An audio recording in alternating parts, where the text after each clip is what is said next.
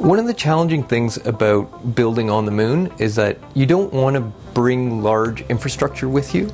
And it's also challenging to bring humans. So ideally, what you'd like to do is use small robots that can move around and do the building. Successful integration of robotics, additive manufacturing or 3D printing, and AI is essential for lunar fabrication. Robotics help us to fabricate large-scale parts in harsh environments. AI helps us to enhance decision-making, optimize the design, and monitor the processes. Working on the moon is nasty business because you have to deal with the regolith that is there. You have to deal with the temperature fluctuations, the harsh vacuum environment, and the reduced gravity. And you have to get the materials there, both your building materials and the machinery to build it, which is one of the most difficult and most expensive challenges.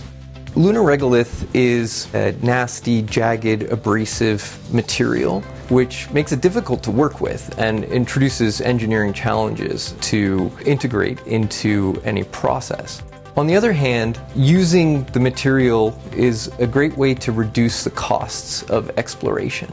Additive manufacturing, whether it's on the moon or here on Earth, is advancing rapidly and is enabling us to combine high-tech materials in very novel ways.